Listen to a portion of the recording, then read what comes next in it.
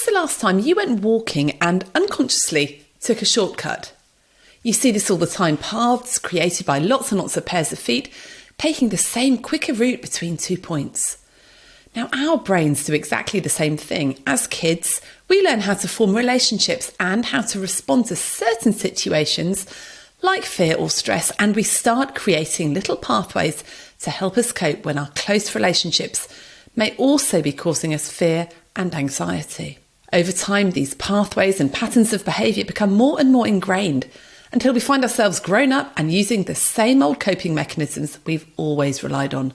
The thing is, these old pathways often don't serve us well and don't always lead to the healthiest outcome. But the good news is we can create new pathways that are better for us and help us navigate relationships and stressful situations more easily. This week, I'm talking to Dr. Claire Plumley, who's written a book all about burnout. Now, we discuss the relationship between attachment theory and burnout, and attachment theory helps us understand how those pathways get created and recognise when we might be treading an old pathway from the past in our current way of relating to people. And in our chat, we think about ways that we can start to make newer, more healthy pathways which help us thrive rather than just about cope. So if you want to get a better understanding of the way you handle stressful situations, close relationships, relationships with colleagues, or just difficult people, then this is definitely the episode for you. Hi, my name's Dr. Claire Plumley. I'm a clinical psychologist and I work in Taunton, Somerset, and I also have a practice that's based online with associates. So I'm director of Good Therapy Limited. We specialise in trauma-focused therapies, and I also have a specialist interest in burnout.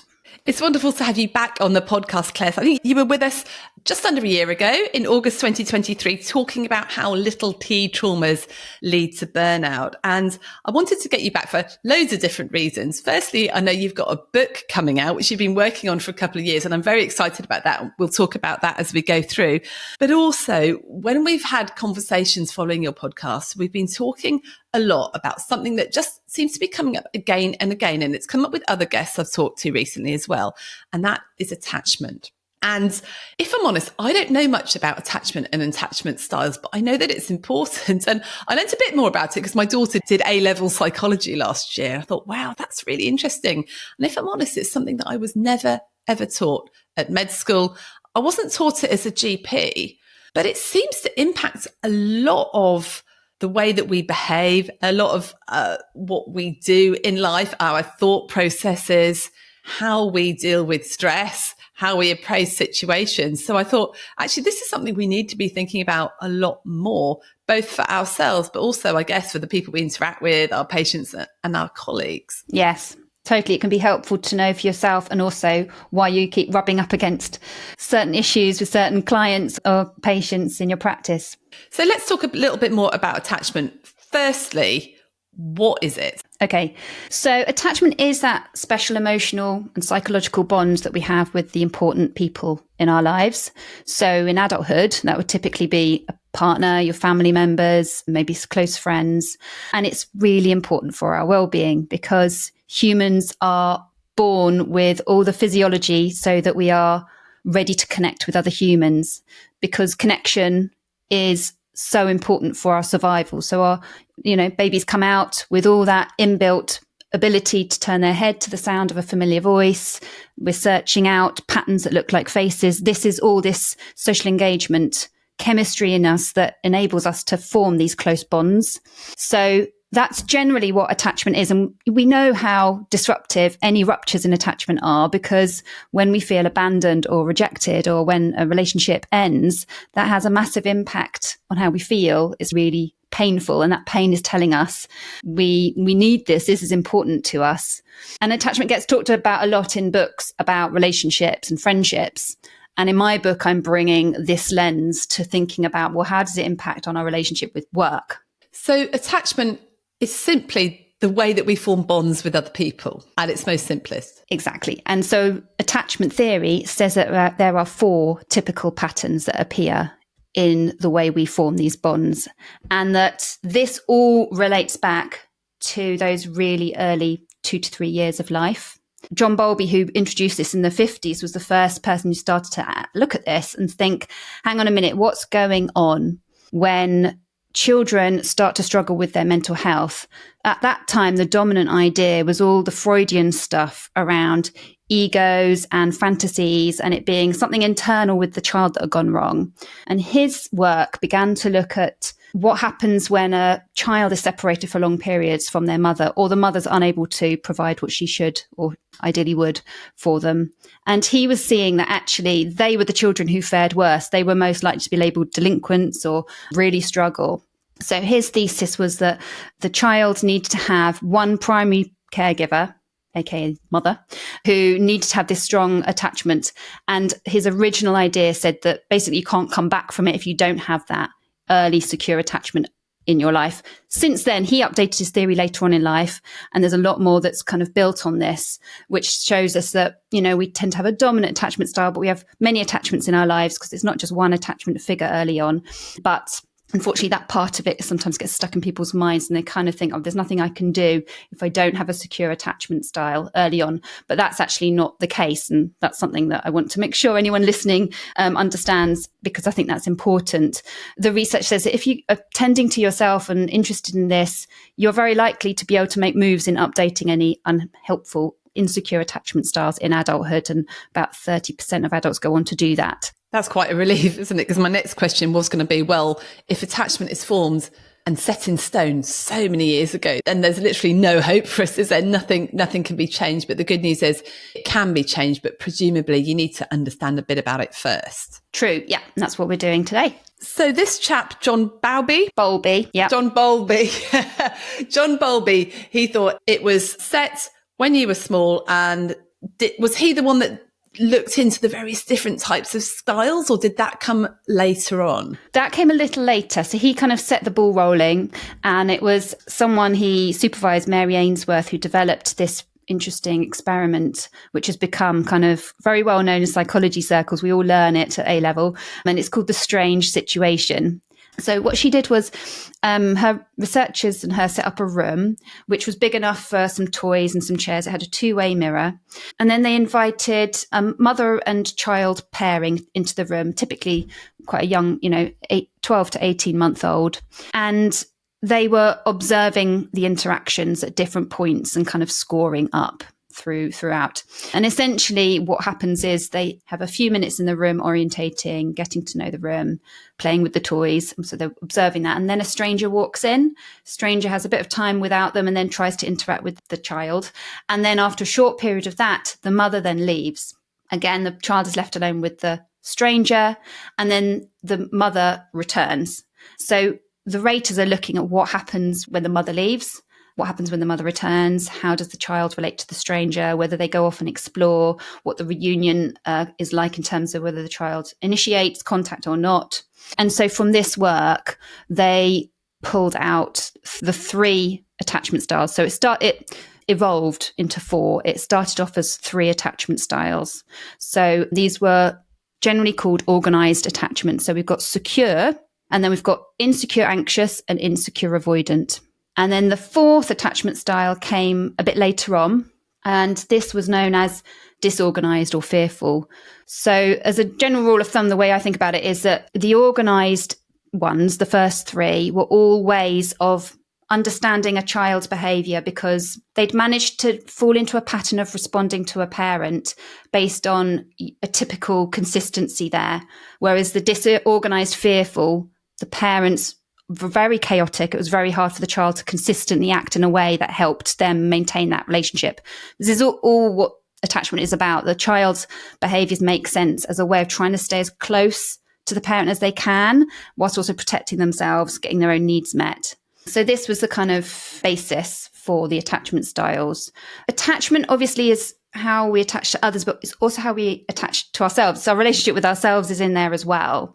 And so if that is tricky, that can make our sense of identity a bit wobbly. We might always be trying to get external validation to get our sense of self. And so work obviously is a way to try and get that. Because if we are getting validation from our clients, our patients, or our bosses, that can give us a sense of identity. And that can mean it's very difficult for us to have, a balanced life, work-life balance.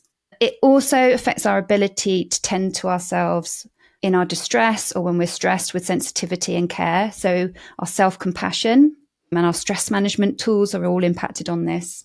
It affects our ability to accept support or ask for it. It also impacts on our reasons for trying to achieve. So there are two reasons that we might try to achieve. The first is for personal growth. That's coming from a positive place of motivation. We're driven in a positive kind of warm way. The second reason is for validation, but coming from a negative kind of threat, avoiding a threat kind of way. And again, in the attachment styles, there's a slight difference in terms of that validation, how we do it. So the fourth part of this is that everybody might have a dominant attachment style that they resonate with. And if you come up against a member of staff or a client, for example, or a patient who's got a different attachment style that presses your buttons, there can be some tension there or friction that causes problems. So for example, in relationships, someone who's got a partner with an avoidant attachment style and they're very anxious, this can cause problems because they've got different needs and different ways of relating to each other that need to be kind of looked at and supported. It's really, really fascinating. And the thing that's going through my head right now is this attachment thing is really important. It's really important. When you talked about it's how we relate to other people, it contributes to burnout, how we accept ourselves, self-compassion, how we achieve. Why haven't we been talking about it more? I don't know. We should be talking about it more. I completely agree. I mean, there is political difficulty there as well sometimes, like with bulby stuff kind of got misused as well as being helpful. So attachment theory obviously gets talked about a lot in parenting and with relationships. So gentle parenting, for example, attachment parenting, that's all coming from this. And, during the war, John Bowlby was the one saying we shouldn't be sending little children off to be evacuated if they're under 5. This could be really very negative for our population, but it didn't really suit anyone to listen to him until after the war when they wanted women to come back from work into the home. And so that's when all his stuff started to get used as a way of saying, well, you're damaging your child as a mother if you're not at home. You need to kind of give up work. And that mentality has stayed with us. It's been used as another stick to beat women with, right? Another thing for us to feel guilty about, perhaps. And helpful to understand mother guilt, where that kind of comes from as well, isn't it? That's an element of it. That makes a lot of sense. I think one thing I love about your work, Claire, is that you are really focusing on how the brain works and, the neuroscience and the real theory behind this. And I think for doctors and other listeners that we've got, we just need to understand how things work, because once you understand it, the what and the how, we can then make the changes. We struggle to make changes when there's just some sort of theory that no one's really saying how that works. But what I love about you is you really get into the details. So yes, we want to hear the detail. Tell us about these 4 different styles. So secure attachment is the one that most people have, like 60 to 70%. But the numbers differ depending on the research, but they vary from like about 55 to 70%. So in the strange situation, these were the children who showed distress when their mother left the room, but were able to be comforted when they were reunited.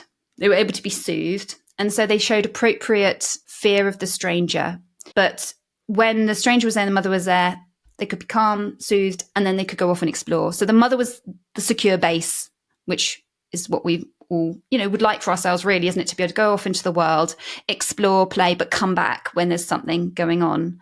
And so they generally tend to grow up with primary caregivers who are attuned to their needs, reliable enough to be able to trust that they'll be there when they need them. And so obviously, when parents hear this, often a question is, oh my God, but I'm not doing that for my children. So it's important to come back to the kind of good enough idea that if we're doing that as often as we can, within the realms of being human and having our own moments of dysregulation, that actually that's still helpful for a child to see all of that they can navigate the world with stresses and learn to get through them. So we don't need to be perfectly meeting all our children's needs all the time. And actually that might be unhelpful because they never then learn any strategies or see any modelling of how to cope. So in adulthood, the children with secure attachment tend to grow into adults with secure attachment. Same is true of all of the attachment styles, unless you do some work to change that. So they would generally be people who do feel worthy of others' affection and have an appropriate fear of abandonment, because humans, like I said, that's important for survival. So it's not the thing that dominates all your decision making, but it's, shows itself if someone does something that feels like they're rejecting us. We find that securely attached people tend to have boundaries that feel kind of healthy, or even if they don't, they're able to kind of get there more easily. They maybe just haven't got them in place because they haven't been well modeled to them, or they've been ground down by life and work and bosses, but can kind of start to put them in place because they've kind of got that internal working model that I'm worthy, I can do this. So we can still burn out with secure attachment styles. Of course we can, because we're in a very difficult, busy modern environment where stimuli has always been thrown at us and our nervous systems are being ground down constantly all the time. The moments to reset are not there like they used to be. But striving is a normal part of human nature for the growth and for getting resources. So that can be kind of taken for granted by bosses, by companies and things. So, but the good news is that you're more likely to have access to stress management tools, more likely to kind of get back on your feet with all of that more quickly. In Mary Ainsworth's study, about 15% of the kids had an anxious attachment style.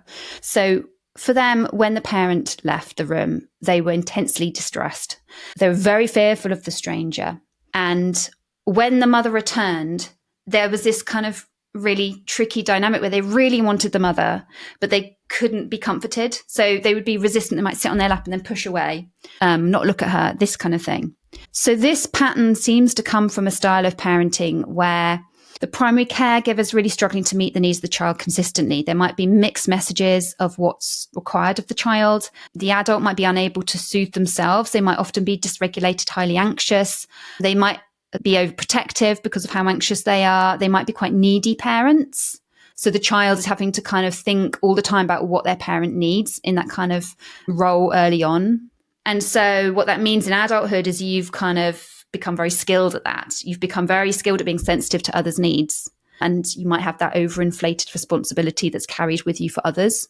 You might struggle to soothe yourself because you weren't modeled it. So using healthy soothing strategies might not feel so natural to you. And also there's this pattern of being very hyper responsive if there's a problem. So that means reassurance seeking. That means quickly jumping in to try and fix the problem. Being able to tolerate watching how it might pan out feels really tricky.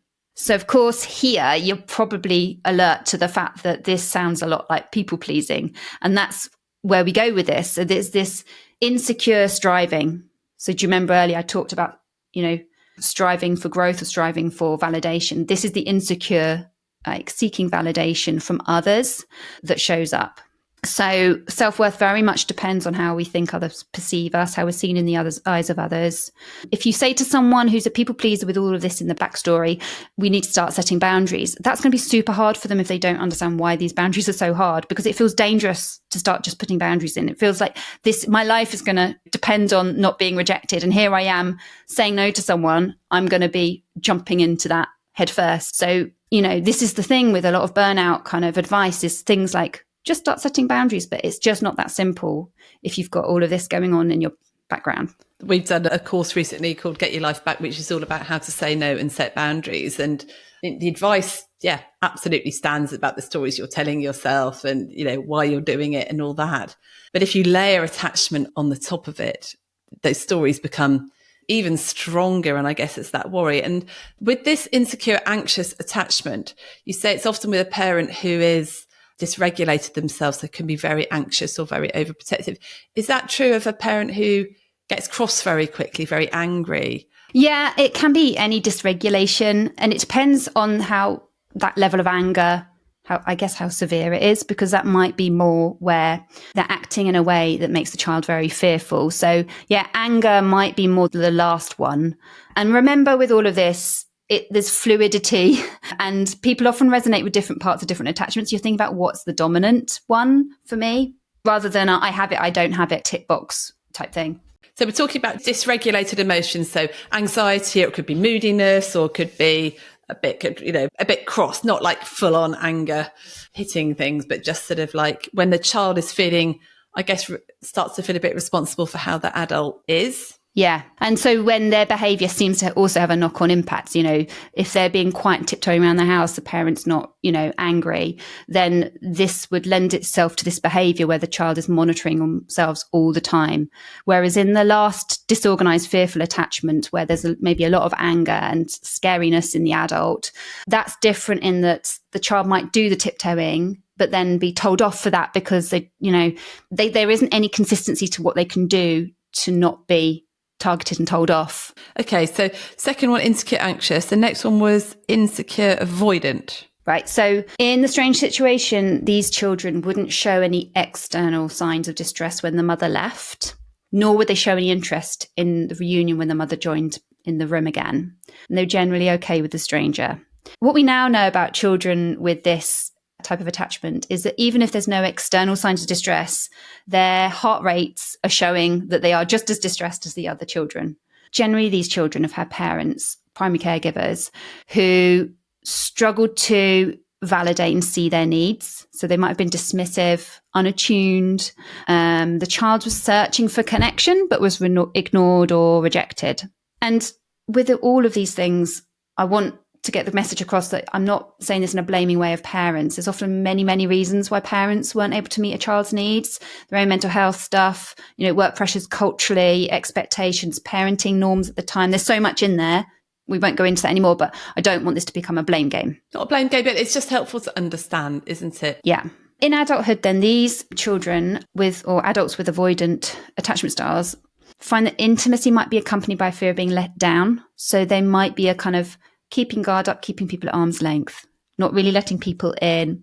They might be hyper independent, so very used to dealing with problems on their own because that's what they've had to do if they wanted to get anywhere as a kid. And again, they're so used to having their signs of distress dismissed and needs dismissed. They might be misattuned to what their needs are and might not pause to check in and do anything to support themselves when they're getting stressed. So of course this then adds up to burnout because of course stress tips into burnout after a certain level of chronic stress. So I sometimes find if people have this dominant attachment style, when you're trying to teach stress management, you have beliefs that you have to work on, which is around deserving it. Sometimes people, if I use words to do with self-compassion and things like, they just almost freeze up and close off. It just feels like a really intense word. I sometimes jokingly refer to it as the C word, compassion, because it just feels like that's not for me. That's not going to help me. But other issues that relate this to burnout is there might be that hyper independence prevents them from delegating. Feel like I need to do it all myself, feeling unable to lean on others, or not even sure how you'd go about delegating. And again, the insecure striving shows up here. Whereas in the previous one, it showed up as people pleasing. This is where there's more focus on competitiveness in order to stay safe. So if I am reaching this promotion level, if I got 100%, I basically can't be pulled down and I'm safer up here. So this lends itself to perfectionist behaviors where we don't want to be rejected. And of course, work is a very nice way of avoiding intimacy. So for those people in this style where there's that fear of being let down and intimacy, throwing yourself into work can easily solve that. I was just about to say, what do these adults' relationships look like? Do they struggle to be intimate and really connect with people on a deep level? Yeah, sometimes people find themselves in a relationship that works alongside this attachment style where they might have, fairly independent lives and they have relationships where they might not live together or might have quite independent social lives and, just do little bits together. Or they come to therapy and they get support to work on becoming more intimate because often there's some sort of, apart from burnout and work-related issues, there can be unintended consequences that feel negative for them.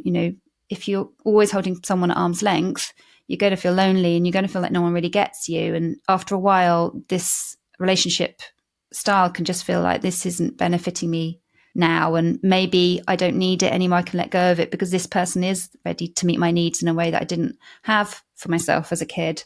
so fascinating as you're talking through. I'm thinking, oh yeah, that person, this person. Probably really bad to label other people. You can probably only label yourself with these things, but it's absolutely fascinating. So I've got lots of questions, but let's just go to the last one that you've mentioned, the disorganised and fearful style. So this didn't come from Mary Ainsworth's research. This was added to a few years later. And it's thought roughly 5 to 10% of children might have this. So they are parents who were scary, abusive, very chaotic and changeable. And like I said earlier, unpredictable. So you couldn't guarantee that this one thing would tend to keep the peace, keep me in my parents' kind of, good positive regard. And so what that means in adulthood is there is this kind of chaos that's taken with you. So there's a tendency to maybe crave, because we all crave intimacy and something that craves good connection with others. But when we move towards that, it feels too much and the fear system is activated, because that's what would happen before, it would be ripped from under your feet again. So there's this push and pull kind of experience for people. Sometimes in therapy, for example, I've definitely had experiences of this where it might be helpful for any doctors listening, where you get idolized. So this is the person who's going to save me. And so, you kind of know this isn't going to last. And then it doesn't. The bubble bursts when you do something that makes them see that you are just a human being. So there's kind of a wishing to be kind of almost saved, and this idolization can happen. And then a lot of anger when there's something that doesn't, that bursts that bubble, like I said. Tends to also be an experience of hypervigilance around body language, facial expressions of others, because you're constantly on guard watching, what does this mean? So that obviously lends itself to misinterpreting those cues. So I've had the experience again in therapy when I work with people with this, where, my I thought was neutral expression, they were kind of thinking all sorts of things about me, thinking negative things about them, or, that I was bored, or that I was, rejecting them. So that can happen. And in terms of burnout, really there's an overlap with a lot of the other ones that I've mentioned already for the insecure, avoidant, insecure, anxious, where there's insecure striving again, like trying really hard to people please and be perfectionist. And what I would just also add, which is relevant to all of these, is that you might avoid anything that triggers strong emotions as far as you can. So using work to avoid it helps, which I've already said. Secure attachment is the one that gives your autonomic nervous system the best kind of start in life in a way, because you're kind of toning it to react to stress appropriately. So I like to think of the nervous system like gears. You're kind of moving up and down fluidly depending on what's needed. But if your start off in life is one where there's this fear and you're having to watch yourself in order to be accepted and stay close to your primary caregiver, it means that you're going to have to work at that in adult life to find your ways of moving your gears fluidly up and down your nervous system, because you didn't learn that early on in life, but you can learn it at any time. It's all about how to regulate your nervous system, which will be really important for you. It's important for everyone, but it's harder in adulthood to learn these skills. But just because it's hard doesn't mean you can't do it. So is there any particular one of these styles that might specifically lead, or that you see more frequently in people with certain mental health problems or personality disorders? So there's definitely a big overlap with disorganised and the personality disorders like borderline and EUPD. Yes, I think that's helpful. I think when you're in a patient relationship as well, but as well as with friends, all of this is helpful, isn't it? Because if your friends or family act in a way that doesn't make sense, I think trying to hold in mind that I might have pressed a button here that comes from an old attachment wound or pattern just takes the pressure off a bit. Yeah, and it helps you understand what's going on with that relationship as well. I was going to ask you, which two do you see clashing the most, or have you got experience of? I mean, I can imagine that they all clash. But could you tell us a bit about? So, say if someone with an insecure, anxious is with partnering with, or even working closely together with someone who's insecure, avoidant.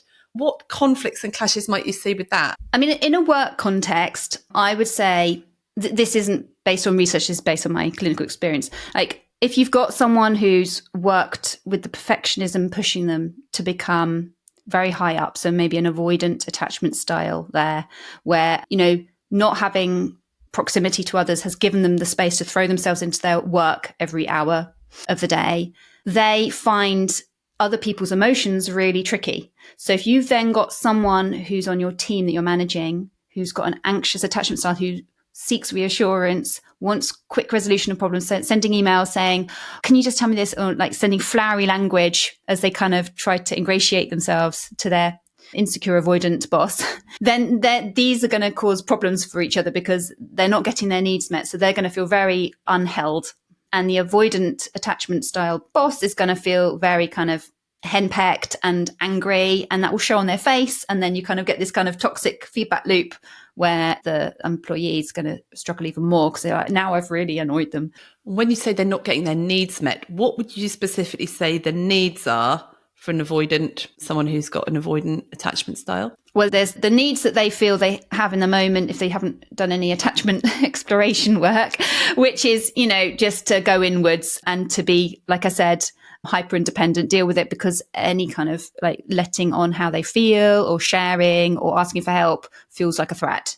But in the long term, if you're working with someone, in therapy, you would be supporting them to see where that stops being helpful and trying to experiment with letting go of that level of doing all of that to see if actually in adulthood there are safe ways to connect, build the connections up.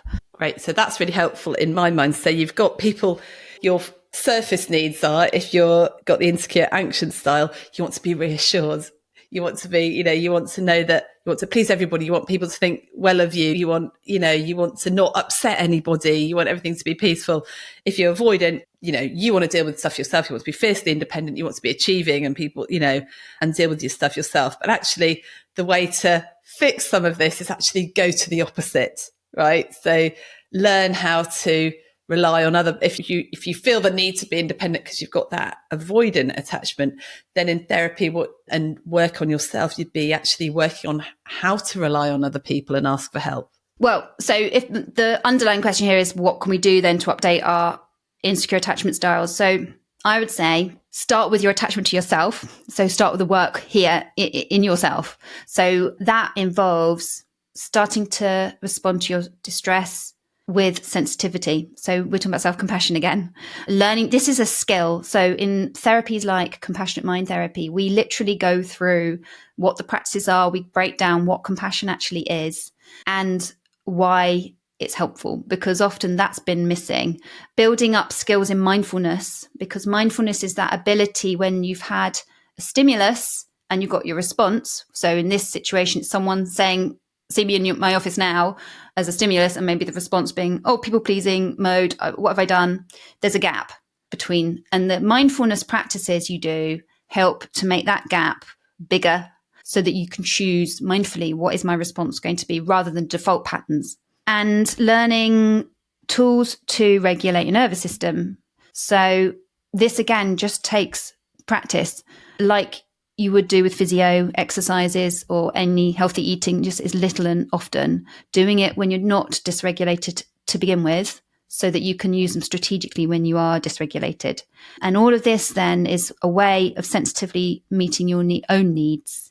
And then moving that, well, as part of that, it is finding people you can start to allow in small ways maybe to begin with. And if you are in the anxious attachment style, then it would be seeing what it's like to sit with a problem before responding and gently kind of building up that tolerance for that. So it's like you've got to almost reboot your system, the system attachment 2.0, so that we can have better relationships. We can handle stress better. We're not going to burn out so quickly. And part of that you've been talking about is self-compassion, is mindfulness, so you can actually see how you're reacting and notice that. What else do you find makes a big difference to people? I do find tracing back your backstory and having good understanding of it helps a lot. This is not always a level you want to go to in your burnout journey immediately, because you've got to think about what's needed and when.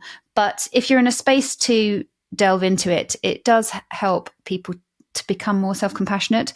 Often in therapy, people come for an issue, to do with a everyday life issue right now, like at work or in the relationship or a bereavement or something like this. And it's cause a reaction in them that they don't fully understand. What we do is we trace it all the way back to the beginning. So I start even pre-birth, what was going on for parents, because that will impact on their ability to attach to their child if they had traumatic things going on, or that there was ruptures and they were moving abroad and stuff. So I trace it all the way back. And in my book, I invite people to consider the types of messages that were given to them in their early life about work as well. I kind of try to keep it related to your relationship with work in my Burnout book. But any tracing back understanding will help you to be more understanding of why you react like you do, and it takes the pressure off. So rather than going inwards and self-attacking, I'm such an idiot, why did I say that, it never makes sense when I behave like this, you can go, well, it makes total sense, because when she looked at me like that, it was just like how my mother used to look at me when she was going into one of her cross days, and then we can kind of think, well, that was painful for me. What was that like for me then? What did I need then? I needed connection. I needed a hug. I needed somewhere to go and be away from her. So I can get that for myself now. What does that look like? What are my resources now? Connection's obviously massive. And so we've talked a lot about, what we do if we spot this in ourselves. And it sounds like all those things, mindfulness, self-compassion, getting some therapy, talking about it, reading your book sounds like it's going to be really helpful when that comes out. It's very helpful. But what do we do if we've spotted this in a colleague or a partner, perhaps, or a relative, and you've got to deal with them? They might not be in a place where they want to go and access any therapy or whatever. They might be continuing on with their, difficult behaviours, but you've spotted that maybe that person is avoidant. They're displaying an avoidant pattern. So what can you do to sort of manage those relationships and just help oil things along a little bit? I think having your own awareness of this can help you to maybe soften your response, because I think when someone is reacting, usually it's in a fight or flight kind of way. It can tip them into being quite angry or quite, even like behaving in a way that's very anxious can be difficult for us to see. So tending to yourself and slowing yourself down, arranging your face so it's got a soft tone, so it's looking warm, can allow that person to see, well, you're not getting on board with that fight or flight stuff over there. You're okay. You're kind of calm. That is called co-regulation then. There's an opportunity for their nervous system to kind of co-regulate. You might want to point it out as well, but it depends on your relationship. But, if it's someone you feel close to, I've definitely had people who've come to therapy who said, this was hard to hear. And maybe they didn't take it well at the time, but someone has pointed out that I always tend to react in an over anxious way, or that I seek reassurance, or that I'm always sending emails again to confirm what I really meant. And that must have been taking up a lot of time. And I hadn't really realized that I was doing it.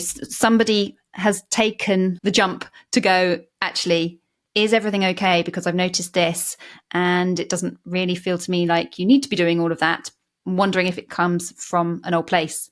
That's quite tricky, isn't it? You'd have to feel comfortable, but I personally have had that where someone's pointed something out to me and I've gone, oh, okay. And it's been a moment of like, ouch, but also reflection. So in therapy, obviously, we've got permission as therapists to point these things out. So that's a bit easier. You have to be careful, don't you, about how you point things out. I think using the word, oh, I've noticed there that you looked a little worried or anxious. And for me, I guess it's been thinking that anger, because often anxiety can be expressed as anger, can't it? Anger, defensiveness, snarkiness. Often there's anxiety. And for me, realizing that it's the inner chimp that's coming out as anxiety helps me have more compassion towards that person rather than getting annoyed myself about it. I agree. Yeah. I think remembering that so that you can slow down your response and go, are you okay when they snap at you? Like usually they're not okay, which is why they snap. They're at the end of their tether.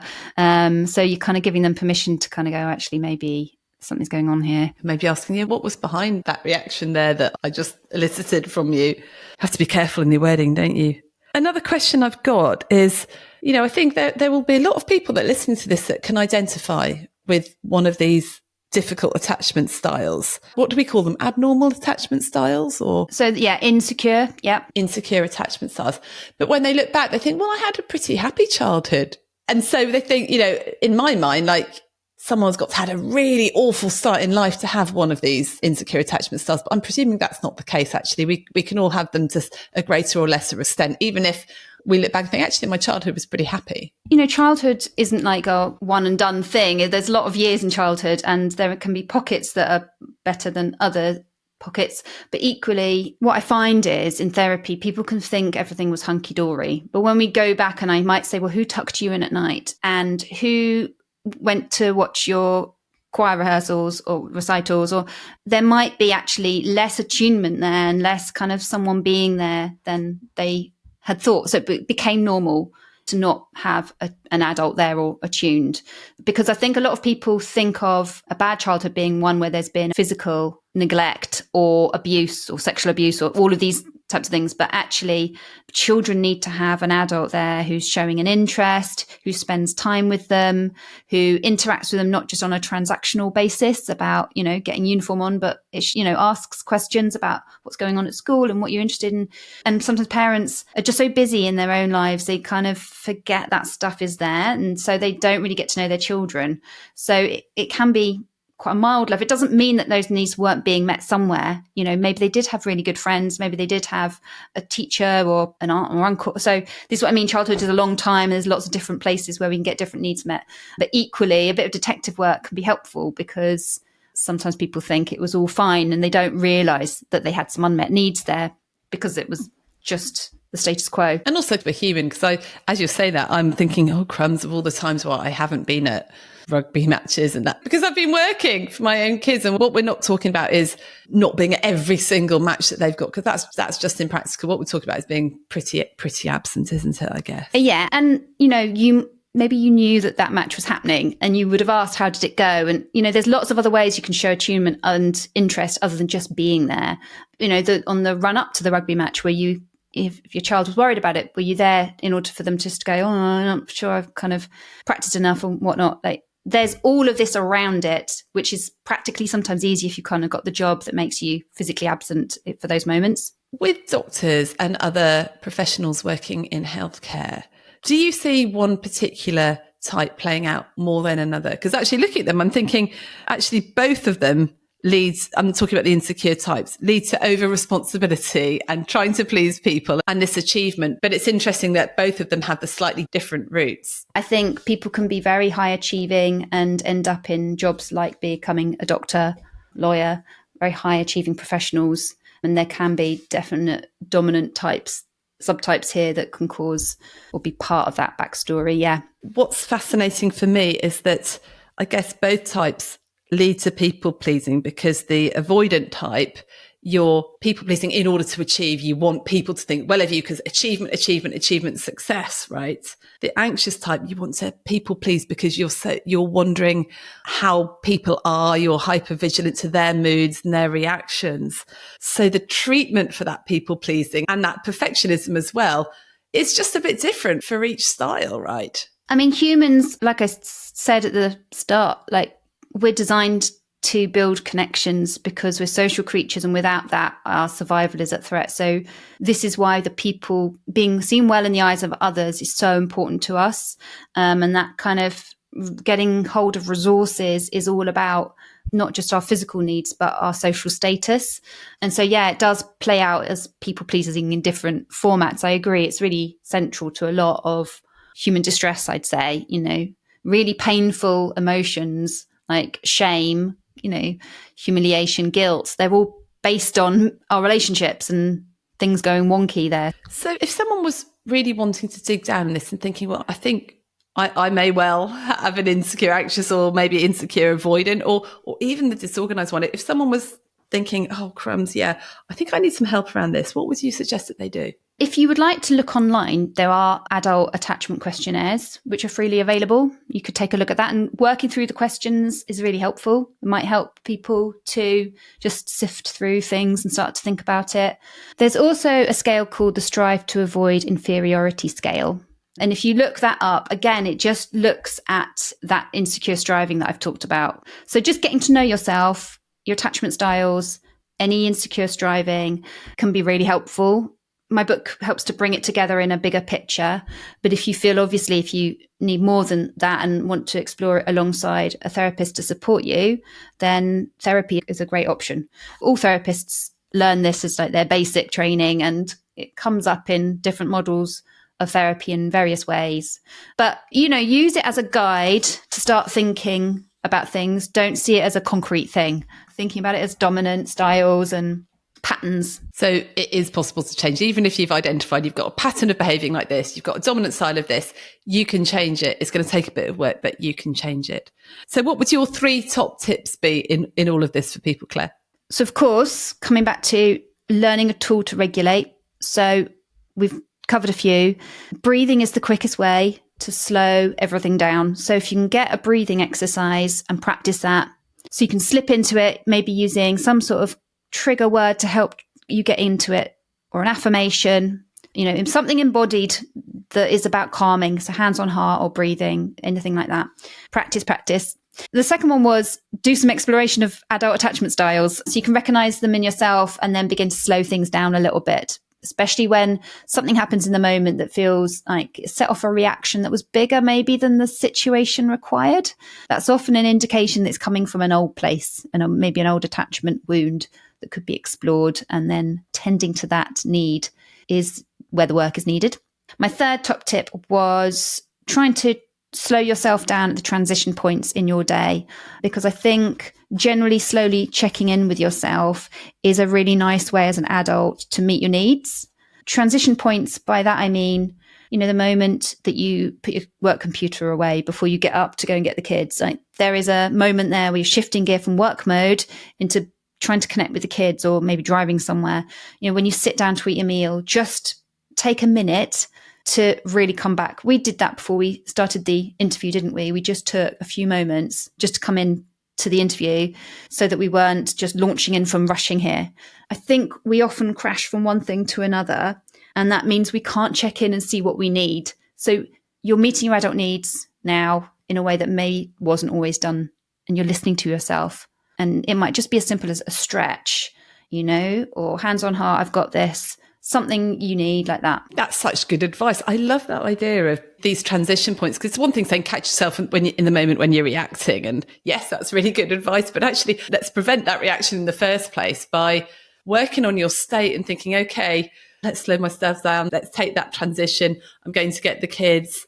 Maybe if I'm someone with more of an avoidant style, I want to be independent. I struggle to connect with people a bit more emotionally. Maybe what can I ask them that would show that I want to connect with them emotionally? Things like that, and sort of a bit of preparation. That's nice. Yeah, I like that. Because I often find I turn the computer off and I rush to school. And if I haven't taken that moment, my head's in work and then I feel disconnected, and I don't like that feeling.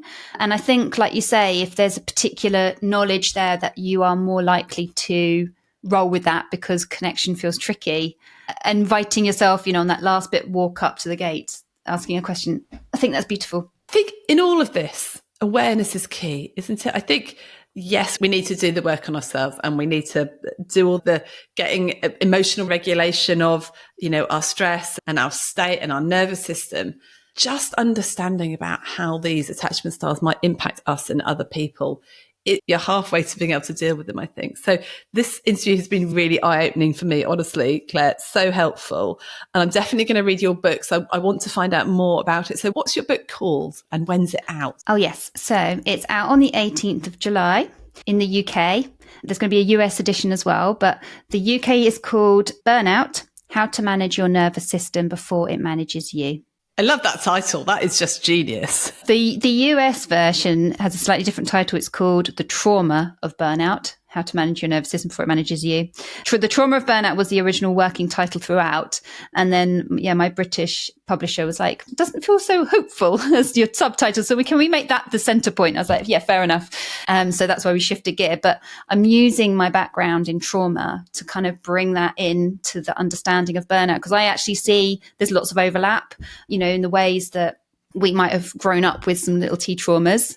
Separate episode on what little T traumas are growing up, but also in everyday life. Now, what we don't really realize, because stress is normalized to the point that it's kind of never ending now. And actually, our nervous systems weren't designed for that. So once we've been in a chronic stress state for a while, I think we tip into a trauma response in our nervous system. And that's why I explain in the book why certain tools are very hard for us when we're in that state. It's not our fault that we find certain things hard, like mindfulness, journaling, problem solving, decision making, creative thought, because we can't do that when we're in that state. We need to regulate. Tools from trauma therapies can help. Just that quote alone, Claire. Stress has been normalised to the point where it's never ending. I think you've just described pretty much everybody working in the NHS at the moment. Yeah. Anyway, we've talked about that before, and I'm going to definitely ask you to come back on the podcast at some point in the next few months, because there'll be other bits in the book that I'll want to dig deeper into. If you'd be happy to come back, that would be wonderful. I'd love to. I love these interviews. Your questions are always so great. And just so your listeners know, this podcast is in the book on the resources section. So just if you want to tickle yourself, go and have a look at the back section and find your name. Yay, we've made it into a book. Fame achieved, tick. We'll put the links to those attachment questionnaires and things like that in the show notes. People want to get hold of you, find out more. Yeah, so I'm on social media, on LinkedIn, Facebook, Instagram, TikTok. And I have a website. If people are thinking, actually, I need some therapy, then myself or one of my associates would be able to support you for online, possibly in person, although in person's limited. And the book, if you're releasing this before the 18th of July, there is a free gift for anyone who pre-orders before the 18th. It's tools for managing procrastination when you're feeling frozen, when you're stuck on autopilot, it's to kind of shift gear. So that would be something that people can get if they listen to this in time. So what's your website, Claire? Just give us the address. www.drclaireplumley.com. Plumley is spelled PLUMBLY.com. Brilliant. Okay, so check that out. Thank you so much for being here, and we'll speak to you soon. Thank you, Rachel.